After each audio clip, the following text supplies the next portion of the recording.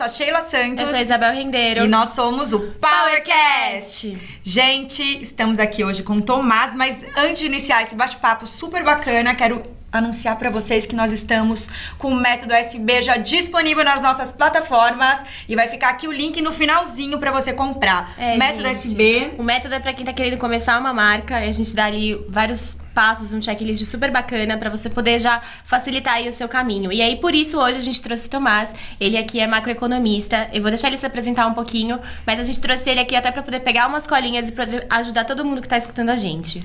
E aí, meninas, tudo bom? Tudo bem, muito. Seja bem-vindo. Bem-vindo, Obrigado, Tomás. Prazer imenso estar aqui. Bom, como você já falou, eu sou macroeconomista, eu sou economista da Eleven Financial, que é basicamente um research. A gente faz pesquisa para entender preços de ativos, entender como que está a renda fixa, como que está a renda variável.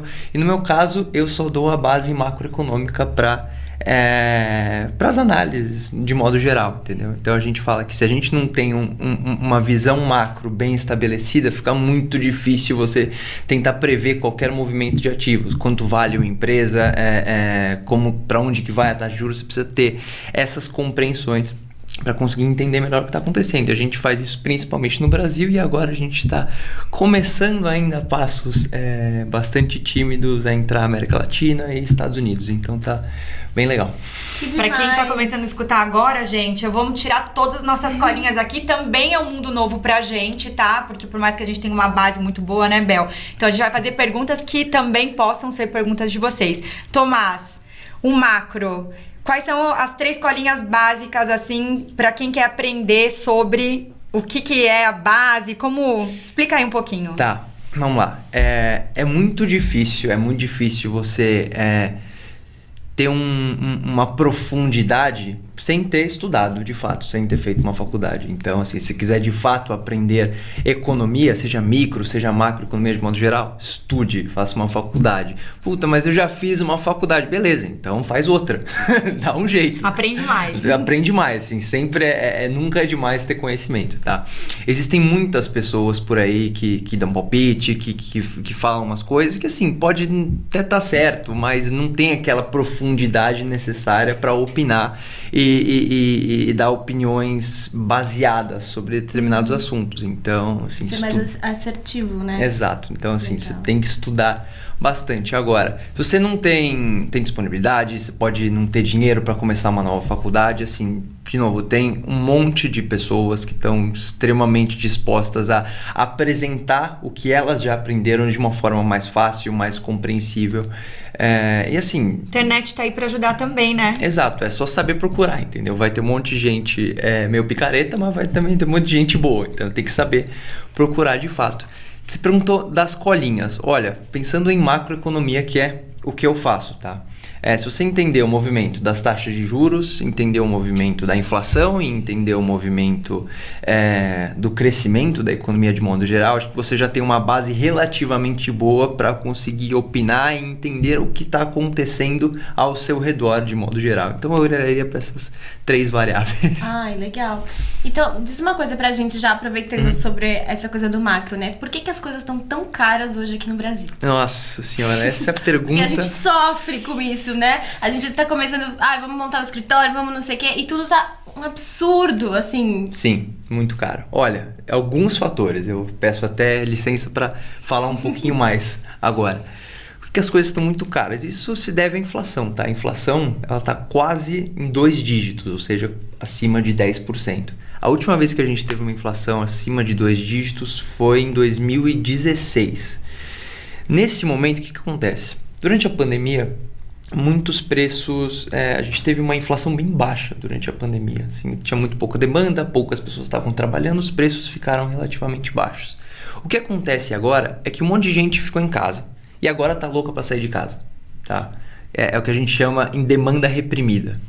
O que acontece com essa demanda reprimida é que as pessoas estão dispostas a gastar tudo aquilo que elas não gastaram no passado, tá? Então, o preço das coisas, quando a demanda sobe, tende a ficar mais alto. Isso é um dos fatores que explica porque a nossa inflação nesse momento está bastante forte. Tá todo mundo gastando, por causa dessa demanda reprimida. Mas tem outros fatores, que aí não tem nada a ver com demanda, é muito mais ligado a é o que a gente chama de choques. Por exemplo, eu não sei se vocês separaram, faz bastante tempo que não chove bastante, né? Sim, a falta de chuva faz com que no Brasil a gente tenha uma pouca geração de energia elétrica, isso é bem importante, porque a nossa energia elétrica ela é gerada pelas hidrelétricas, então a gente precisa de água, a gente precisa de reservatórios de água para fazer com que a energia chegue no minha país cidade inteiro. lá no sul é do lado de Foz do Iguaçu, que tem a nossa maior hidrelétrica. Exatamente. E quando a gente vai olhar os reservatórios de modo geral, principalmente no sudeste, eles estão bastante secos. Então é muito difícil fazer com que as hidrelétricas gerem energia para o país, de modo geral. Então o que acontece? Eles acionam outras usinas, que são as termoelétricas, que são mais poluentes e mais caras. Tá? Isso chega para o consumidor. Além disso, o fato de não chover também faz com que os alimentos sejam produzidos em uma quantidade bem menor. Café, por exemplo, você precisa de uma temperatura relativamente mais alta e alguma chuva. Como não choveu e a gente teve nos últimos meses temperaturas bem baixas, isso fez com que o preço de grãos, de modo geral, também subisse bastante. Ou seja, são fatores que ninguém Gente, eu tô amando essa aulinha, tá vendo, gente? A gente briga tanto, às vezes, só com o governo, sem ter uma... Tô falando nada de política, porque no embasamento. Né? Porque, às vezes, economicamente falando, tem aí por que tá acontecendo. E a gente culpa tanta gente que a gente não sabe nem por que tá culpando, né? Mas tem culpa do governo também. E essa é a terceira parte que eu iria falar. Aonde que o governo entra nessa história? Como eu falei, o governo não tem como controlar a quantidade de chuva. O governo não tem como controlar as temperaturas que vão ser determinantes para a produção do agro. Não tem como. Mas tem um fator que ele tem um controle indireto, que é a taxa de câmbio, tá? Que é o dólar, que a gente sabe que está bastante alto. Tá horrível, gente. Ultimamente, pois é. E como que ele controla isso? Basicamente, se o governo dá uma percepção de estabilidade, uma percepção de sustentabilidade das contas públicas, de estabilidade política, tudo isso contribui para que a gente tenha um ambiente macroeconômico mais seguro, fazendo com que o câmbio, ou seja, o dólar para o real, fique mais barato, tá? E como que o câmbio afeta a inflação? Todos os preços que vêm de fora, alguns alimentos, inclusive, a gente importa lá de fora, gasolina depende muito do preço do petróleo lá de fora. Quando o câmbio está mais alto, significa que o preço que a gente importa para cá também fica mais alto. Ou seja, quando o governo dá sinais de umas manifestações contra o sistema, ameaça da golpe, fechar a STF, tudo isso é encarado de uma forma bastante suspeita pelo mercado financeiro, né? De modo geral. Isso faz com que o câmbio fique mais depreciado, ou seja, mais desvalorizado, com que os preços aqui, de modo geral, fiquem mais caros. Então, ele tem, sim, uma culpa indireta em relação à inflação que a gente está vendo hoje. Nossa. Uau, gente, que colinha, né? Eu não queria falar sobre assuntos pontuais, mas ontem eu vi que a China tá tendo um problema de uma construtora, a maior construtora da China, e isso tá afetando todo mundo, né? Exato. O que acontece na China é o seguinte, a China um monstro, né? Gostemos nós ou não, é o que guia a demanda do mundo, tá? Todo mundo depende da China para alguma coisa. O Brasil depende da China para exportar grande parte das commodities que a gente produz aqui. E o que acontece lá é que tem uma expressão que eu gosto muito para definir a China, que é a cortina de fumaça. A gente nunca sabe muito bem o que está acontecendo lá. Eles são muito pouco transparentes, várias coisas ruins vêm de lá. Existem indícios de desrespeito aos direitos humanos no oeste da China, que se fala muito pouco sobre isso aqui, então, mas é o maior país do mundo em termos de PIB, tá? Então o mundo inteiro depende da China para sua demanda. O que acontece no caso dessa empresa, que é a Evergrande? É uma empresa, uma incorporadora imobiliária, ou seja, eles constroem vários prédios na China, e se teve um boom imobiliário muito grande na China nos últimos 10, 15 anos. E essa empresa, com a ajuda do governo, foi bastante determinante para fazer esse país crescer. Para uma empresa crescer, tem dois jeitos. Ou ela puxa mais sócios para ela, então ela abre capital, ou ela emite dívida, tá? Então ela emite dívida, faz suas construções, ganha lucro, e com esse lucro ela paga parte dessa dívida. Tá? O que aconteceu com a Evergrande, que é essa empresa, é que ela acumulou mais de 300 bilhões de dólares em dívida. E chegou a um ponto que ela não consegue mais pagar essa dívida. Aí você vai olhar quem são os detentores dessa dívida. São justamente um dos maiores, diversos dos maiores bancos e fundos americanos. Então, o sistema financeiro americano e, por consequência, do resto do mundo inteiro, depende da sustentabilidade dessas empresas da China, que a gente não sabe exatamente quanto tempo vai durar isso, qual a exposição que eles têm, se o governo chinês vai intervir para conseguir salvar essas empresas. Então tá tudo uma grande cortina de fumaça, e isso tem deixado os mercados bastante receosos em relação ao crescimento global e afins. Justo. Uau, que aulinha, né, gente? Pena que a gente não pode ficar recebendo em tempo real perguntas para vocês. É verdade, um dia a gente vai conseguir, gente. Eu tenho duas perguntinhas, né? Na verdade, saber a sua opinião, porque eu também não sei, eu posso estar meio errada. Mas assim, eu percebo que tem muito mais pessoas empreendendo fora do Brasil do que dentro. Uhum. Então eu quero saber se isso realmente é verdade e por que você acha isso. Você acha que o mercado brasileiro tem uma certa dificuldade, assim, num geral, para empreendedores ou não? O que você observa? Olha, Bebel, assim, em termos de número, eu não sei exatamente quantos que empreendem aqui, quantos empreendem lá. O que eu sei é que é muito difícil empreender no Brasil. O que vocês estão fazendo, de fato, é um ato de coragem. Obrigada, tá? gente. Eu admiro e respeito muito isso, porque de fato é um ato de coragem. Quando eu penso sobre o ambiente que nos rodeia, por que eu falo que isso é tão difícil? Porque, primeiro, o nosso sistema tributário é horrível. Obrigada. Burocraticamente falando. Só para você abrir uma empresa... É horrível o nosso sistema tributário. Eu falo assim, sem nenhum peso na consciência. O Brasil tem o pior sistema tributário do mundo. Do mundo. Mas, gente, não se desencorajem, ok?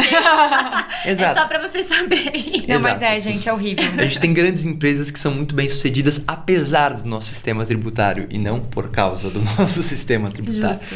E assim, existem propostas boas e propostas ruins para mudar o nosso sistema tributário. Mais recentemente, o governo enviou algumas propostas, aparentemente ela vai ter 3 partes, o que, na minha opinião, é uma proposta ruim para alterar esse sistema. Existem outras que também estão tramitando que, na minha opinião, são melhores. Por exemplo, a PEC 45. Mas aí eu não vou necessariamente entrar no detalhe. Se quiser, querido ouvinte, pode pesquisar sobre a PEC 45, que, na minha visão, seria uma PEC melhor para mudar o nosso sistema tributário. Mas isso não está restrito só ao nosso sistema tributário. O nosso sistema judicial é muito ruim. Muito ruim e muito antigo. Muito antigo e acumula muitos processos. Eu vou dar um exemplo, tá? Pensando especificamente no sistema financeiro e judicial. Para um banco, um banco vai lá e dá empréstimo para uma empresa, tá? E essa empresa não consegue pagar. O que acontece? Normalmente o banco tem uma garantia, tá? Então, o banco fica com algum imobilizado, o banco fica com um intangível, sei lá, qualquer coisa. Normalmente isso vira garantia para o banco quando a empresa não paga o empréstimo. Na média, isso funciona no mundo inteiro. Na média, o mundo inteiro consegue, na média do mundo, os bancos conseguem recuperar cerca de 70% das garantias. Nos países desenvolvidos, os bancos recuperam 90% das garantias. O que isso diz? Que, bom, a gente pode dar um empréstimo porque a gente vai ter alguma segurança de que a gente vai ter esse dinheiro de volta. No Brasil, a gente recupera cerca de 16% das garantias. Gente. Pois é. Então, qual é o incentivo para o banco para emprestar? Fala, bom, mesmo que as pessoas não paguem de volta, eu ainda vou ter que correr atrás do sistema judicial, quem sabe, para conseguir de volta essa garantia. Então o que acontece? Eles cobram juros mais altos para tentar até se proteger dessa ineficiência do sistema judiciário. Ali no juro ele acaba compensando o que ele não vai receber. Exato. E por consequência, isso já mata de cara diversos empreendimentos, porque a taxa de juro geral no país é muito alta.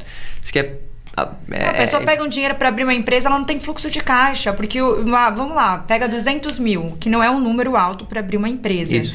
Para dar um fluxo, um respiro. O cara tem que fazer umas reformas lá, colocar um pouco de estoque, até ele começar a vender, até ele começar a fazer o negócio dele virar, que a gente coloca uma média de 6 a 12 meses, que a gente tá ainda jogando que o cara vai estar bem direcionado, né? Que não dá tempo de ele errar muito.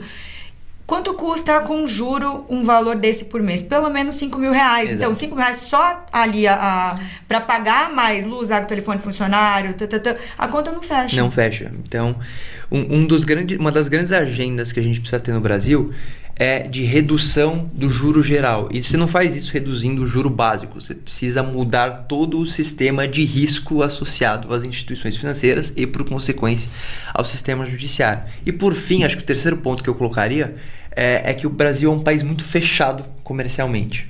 Tá? Quando a gente vai, sei lá, importar uma câmera, tá? Temos câmeras lindas aqui, microfones lindos aqui, tá? Normalmente, ou ele é produzido aqui, ou ele é importado, tá? Se ele é produzido aqui, a gente não tem uma inteligência, uma pesquisa de desenvolvimento grande o suficiente para fazer microfones e câmeras boas e baratas, tá? Só que quando a gente vem de fora, a gente tem uma taxa alfandegária bem alta também, tá? Então, para você ter equipamentos, ter bens de modo geral de ponta que estão sendo usados no mundo inteiro custa muito caro aqui no Brasil. O exemplo do iPhone ele é absurdo, gente. Ele é evidente. Assim. É um carro. A gente tem o iPhone mais caro do mundo quando a gente equivale por poder de compra e taxa de câmbio. A gente tem o iPhone mais caro do mundo porque para vir um bem de fora aqui importado custa muito caro. E o que acontece é que tanto para empreender, para você ter equipamentos, para você ter uma infraestrutura básica, custa caro, mas também para o próprio consumidor, para ele ter acesso aos bens de maior qualidade que existe no mundo inteiro, também custa caro. O que acontece é que o país, de modo geral, fica mais pobre, porque custa caro consumir tudo. Não, a galera consome mesmo, né? Tipo, tanto iPhone quanto carro. Às vezes você tá fora do país e você vê um mesmo carro lá fora, você fica até assustado. Gente, será que o carro tá com defeito? Exato. Ou alguma coisa? De tão, né, apartamento. É um absurdo, é um absurdo. Não, esses dias eu tava vendo os carros populares, né, que estavam numa faixa de R$100.000. Eu fiquei assim, gente, o que tá acontecendo? Porque eram os carros populares, tipo... E o pior é que agora, na pandemia, aconteceu um fenômeno meio bizarro com carros, especificamente, tá? Isso não é só no Brasil, é no mundo inteiro. Olha isso. Pra você produzir um carro, você precisa de uma coisa que chama um chip semicondutor. Eu não entendo nada de carro, tá? Nada, zero de carro. Mas eu estudei um pouco sobre isso pra entender o que tá acontecendo com o preço dos carros. E com a falta de carro. Exato. Você precisa de uma coisa que chama chips semicondutores, que são em grande parte produzidos no Sudeste Asiático, Malásia, Vietnã e afins.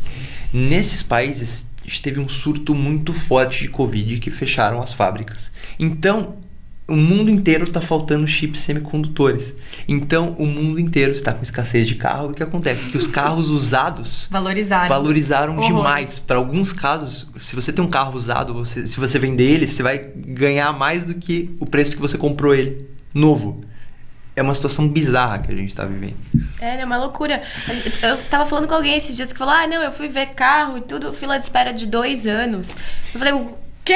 O que tá acontecendo? Nem sei o que eu quero fazer daqui 2 anos. É você mesmo comentando do seu carro. Ela falou, eu vou vender meu carro porque, nossa, eu vou ganhar mais. Lembra? Você tava falando gente, isso. Mas eu acho que tá o mundo inteiro escasso de, assim, de milhões de produtos. E a galera quem tá com boas oportunidades agora tá aproveitando, né? Com certeza. Gente, que loucura. Sabe uma coisa que eu lembrei aqui? Você não contou um outro lado da sua vida. Ia falar sobre isso agora, gente. Pra quem não sabe, olha só, ele tá aqui escondendo. Você não vai contar pras pessoas o lado B? Eu tenho várias desse faces. grande macroeconomista. Tenho várias faces. Tomás, gente, é DJ. Olha DJ. só. Conta pra gente como que é essa vida, como você concilia também isso, como né? ele começou, Tomás, por que DJ? Qual é? Olha, sim, não tem muito segredo, né? Música é minha vida. Música é minha vida. Eu coleciono discos, eu sei letras de música, assim, de forma que vocês nem imaginam. Assim, música sempre acompanhou a minha vida inteira.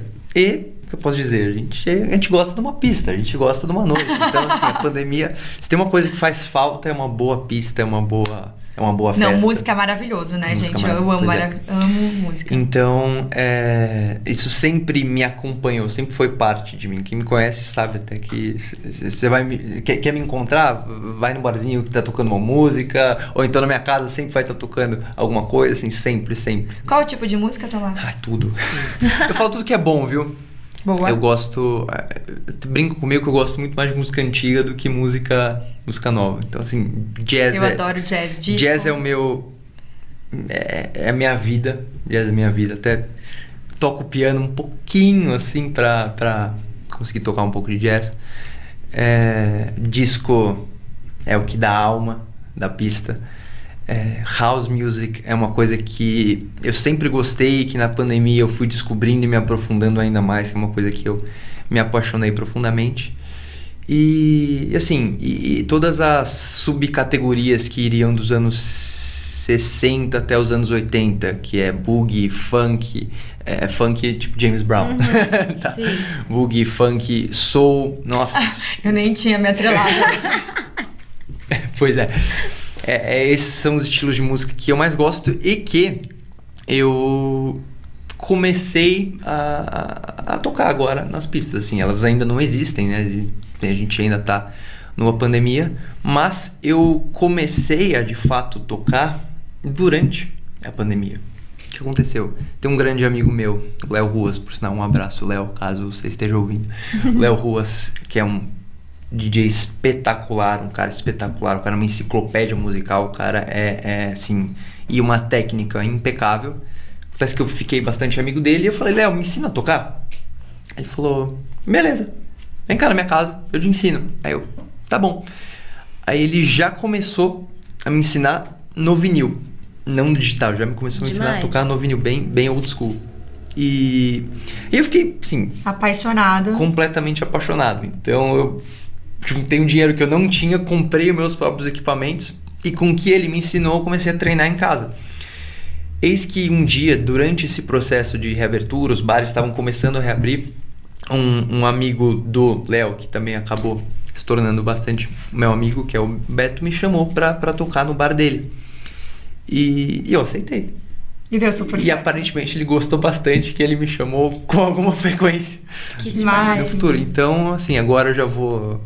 estou tocando em alguns aniversários, vou tocar num casamento ano que vem.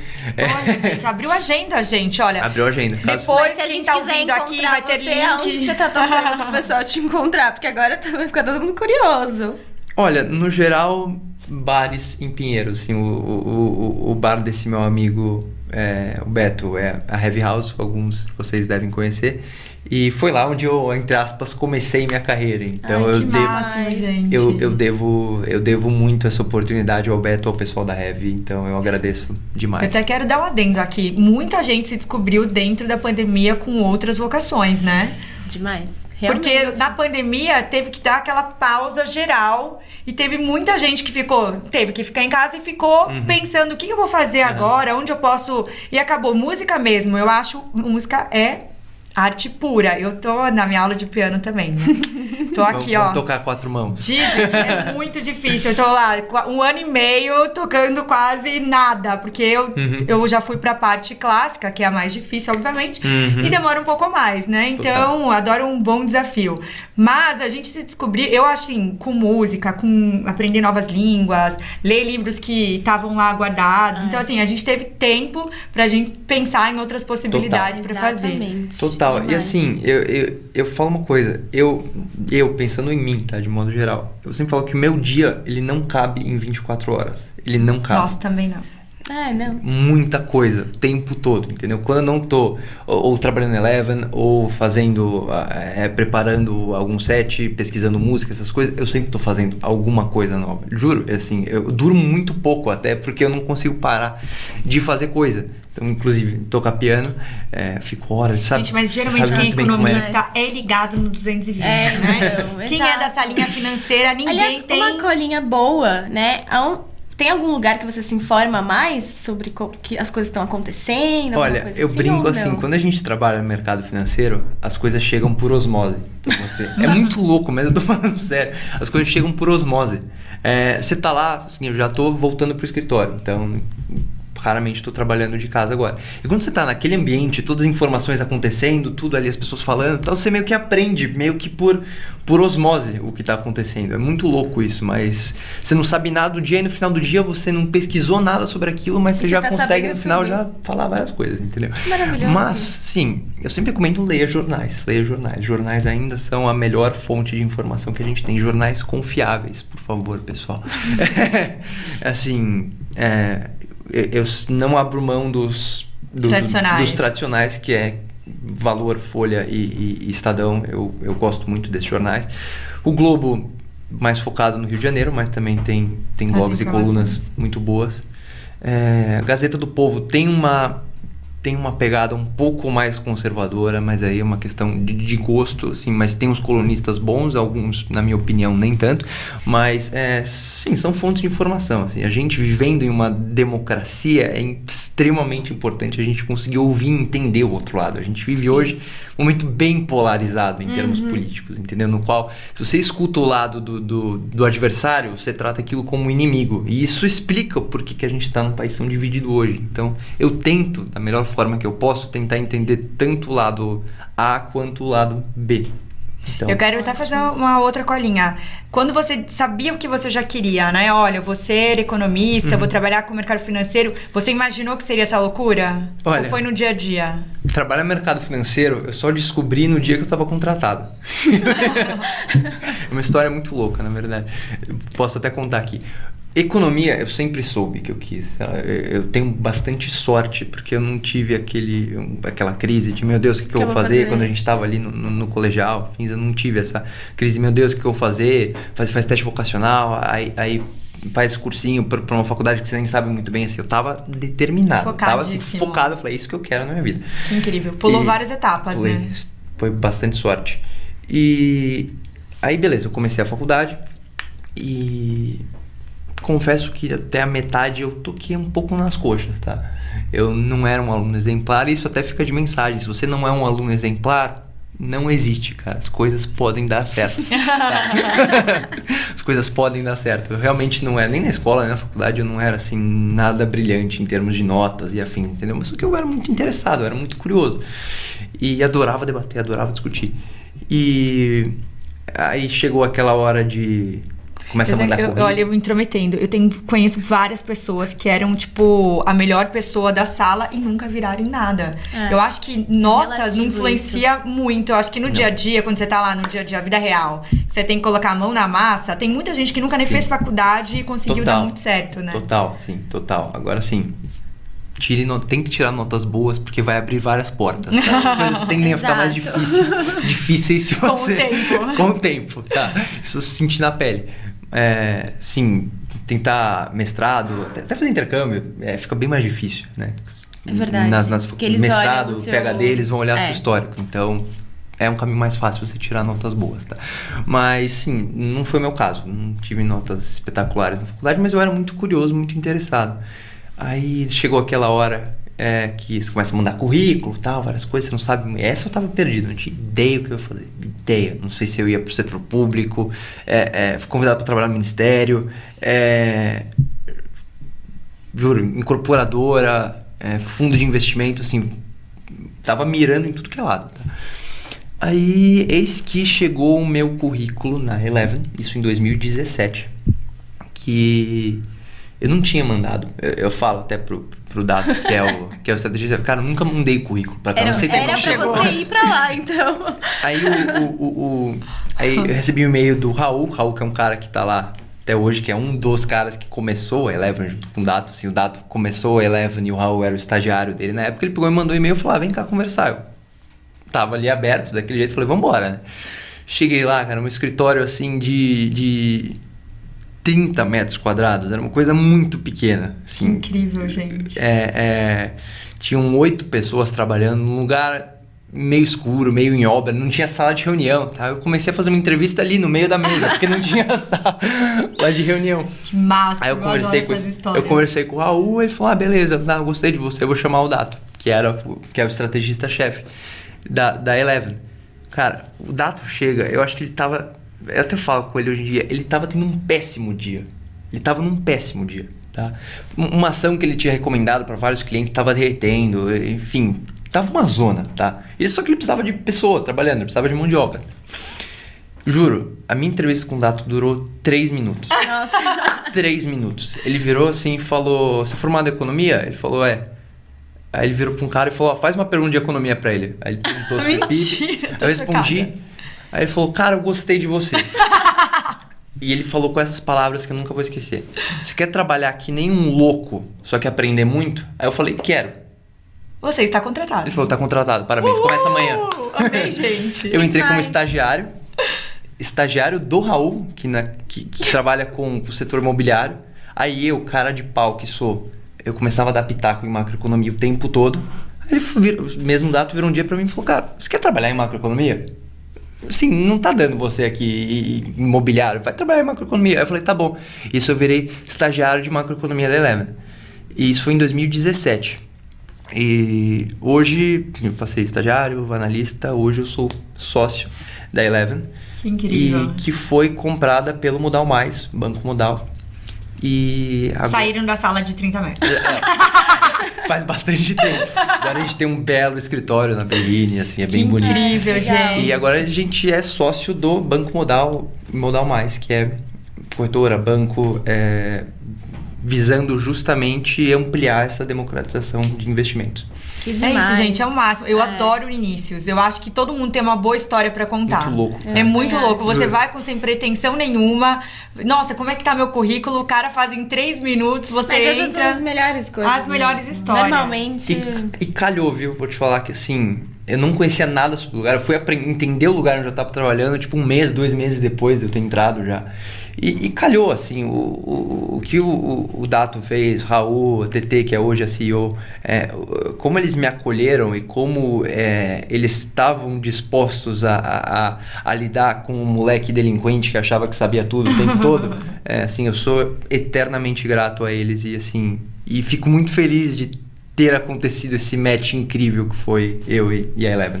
É demais. Isso fica até um ensinamento pra quem tá empreendendo, é você apostar, né, nas novas Total. pessoas, ter a paciência, às vezes, de ensinar e não desistir. Às vezes a pessoa tá no lugar errado, né? Tava ali no imobiliário, ele podia não tá rendendo tanto quanto quando você se encontrou Exato. ali na marca. Não, Isso é de muito acreditar, legal. né? Porque tem muita gente que quando começa, entra numa empresa, a galera já quer entrar ganhando o melhor salário, já quer entrar, né? Não quer essa parte Passar do pelos zero, steps não quer passar pelos de- steps, exatamente. E assim, quando, até para as pessoas que têm a empresa, ver que a pessoa tá entrando, ou as pessoas entrarem com você e ver que veste a camisa e que Total. colocar energia lá e fazer virar, é outra vibe. Total, Eu digo por experiência própria, você sente, as pessoas sentem que tá no mesmo ritmo e é incrível.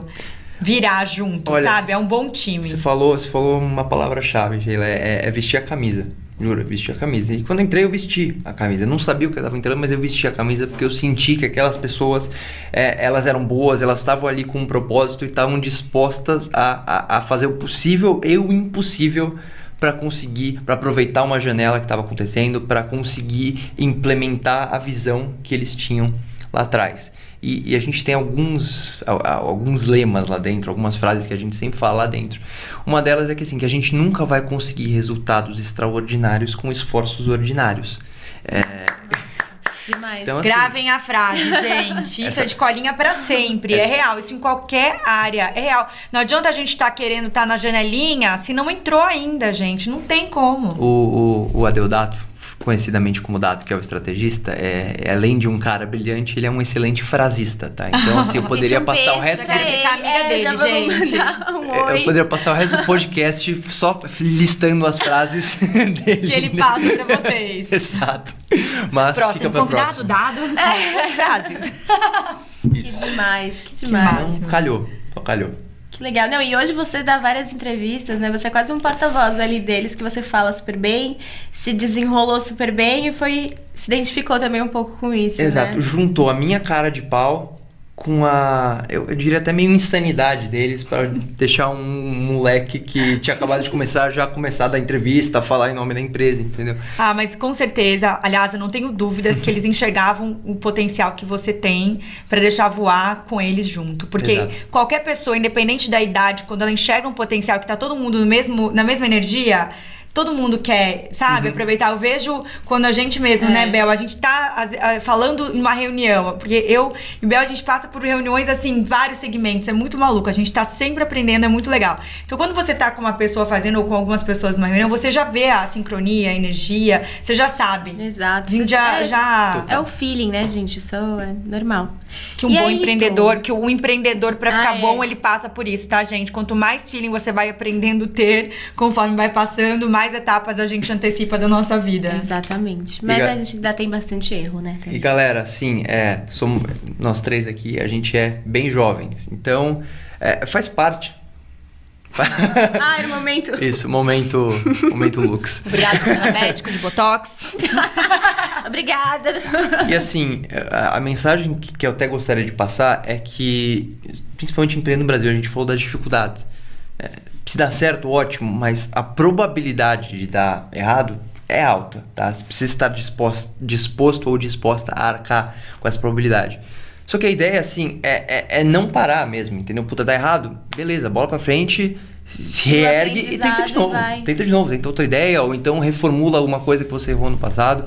E como você falou, a gente é jovem. Com cabelos brancos, isso tende a ficar mais fácil. Você vai entendendo mais as dinâmicas, as relações pessoais. Ficando. Então, principalmente se você é jovem, se dê o luxo de errar, se dê o luxo de cometer erros e tentar de novo isso. A gente não pode desistir, isso é muito legal mesmo. Empreender é ter garra, né? É uma montanha-russa, né? Um dia você acorda, tá tudo bem, aí no mesmo dia tá tudo ruim, depois tá tudo bem de novo, depois tá tudo ruim, aí você vai dormir, tá tudo bem de novo. Você fala, gente, o que aconteceu hoje? É viver uma montanha-russa É verdade, diária. gente. Pra quem quer empreender, tem que saber que tem que ter sangue nos olhos. E faca nos dentes. Exatamente. Mais uma frase. Mais uma frase. Quero, pra finalizar as perguntinhas aqui, Tomás, Já tá acabando? Tá acabando, passa muito rápido. Passa muito rápido. Gente. Empreender. Eu queria 3 dicas pra quem empreende ou que é um novo empreendedor. O que você acha que um novo empreendedor deveria seguir?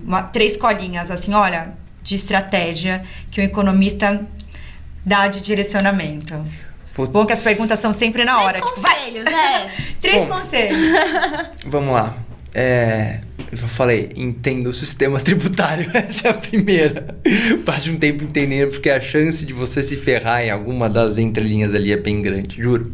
Pode parecer chato ou não muito inspirador, mas é verdade. Entenda o sistema tributário do Brasil. Ou tem uma boa contadora, né? Ou tem um bom contador, é o contador, exato. Esse é o primeiro ponto. Segundo, olha, você não precisa ter a ideia mais brilhante de todas, você não precisa inventar roda, você não precisa lançar um foguete para Marte, tá? Só precisa acreditar que aquilo é capaz de mudar a vida das pessoas.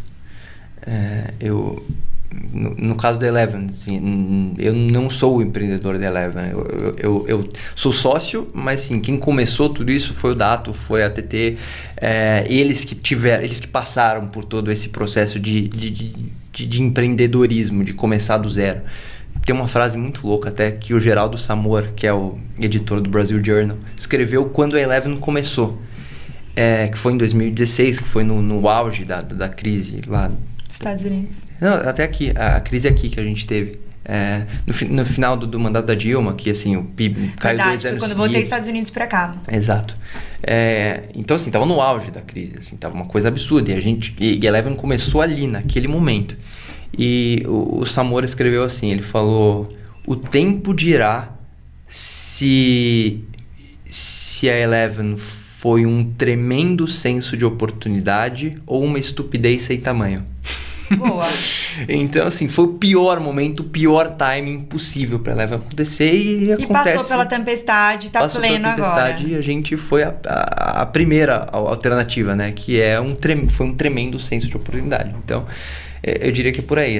Alguns momentos de crise, considere como uma oportunidade, porque tá todo mundo fechando as portas, tá todo mundo se recolhendo e talvez seja a hora até de tomar um pouco mais de risco. Se você tiver caixa, se você tiver bala o suficiente para aguentar isso, tá? É importante. Não vai correr riscos desnecessários que você não possa. Seja inconsequente, tá? Você precisa ter caixa, você precisa ter liquidez, você precisa estar disposto a arcar com determinadas perdas nesse momento de risco.